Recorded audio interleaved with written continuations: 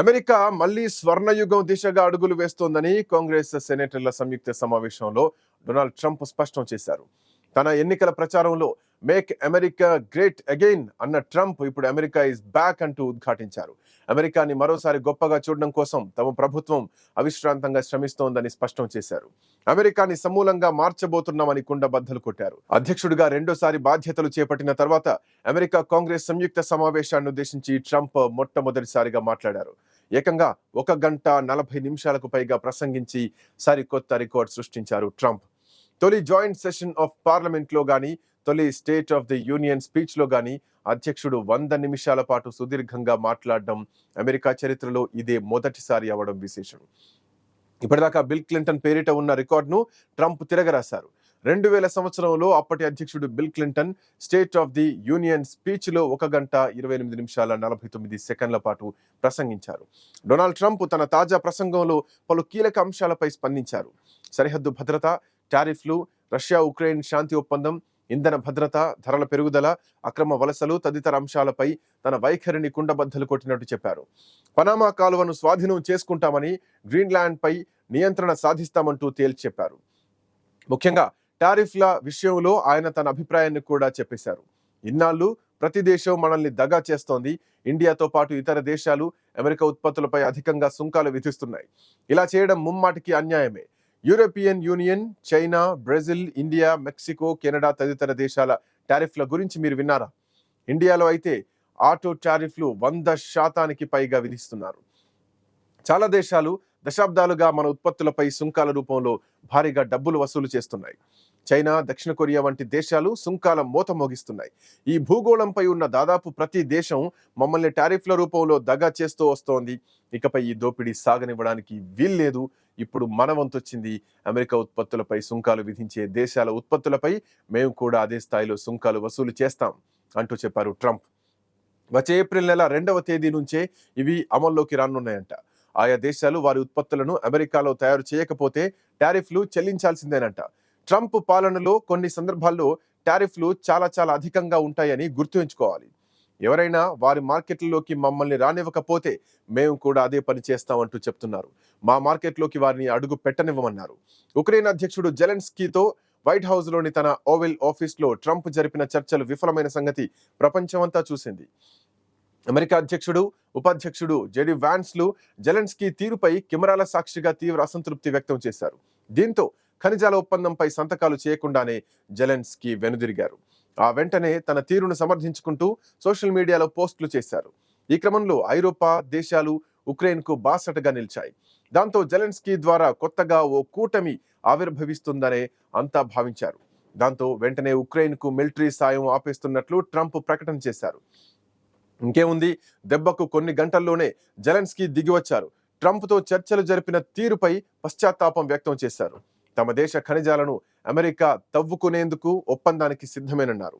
Trump బలమైన నాయకత్వంలో ముందుకు వెళ్లి రష్యాతో యుద్ధానికి ముగింపు పలికేందుకు వీలైనంత వేగంగా పనిచేస్తామని ప్రకటించారు. ఇది నిశ్చయంగా శుభ పరిణామం.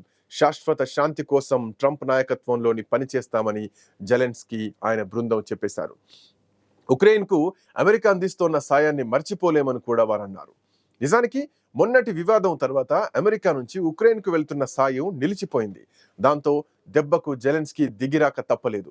దీంతో కాళ్లబేరానికి వచ్చిన జెలెన్స్కీ మినరల్ అగ్రిమెంట్స్ విషయంలోనూ రాజీకొచ్చినట్టు సమాచారం. అరుదైన ఖనిజాల సరఫరాతో పాటు ఉక్రెయిన్ భద్రత విషయంలో ఒప్పందంపై ఏ సమయంలోనైనా సంతకం చేయడానికి సిద్ధంగా ఉన్నామని జెలెన్స్కీ ట్రంప్ దృష్టికి తీసుకొచ్చారు. జెలెన్స్కీ రాసిన లేఖ ప్రశంసనీయమని ట్రంప్ అన్నారు. క్రూరమైన యుద్ధం వల్ల ఉక్రెయిన్, రష్యాలో ఇప్పటికే లక్షలాది మంది అన్యాయంగా బలైపోయారు. చాలా మంది క్షతగాత్రులుగా మారారు.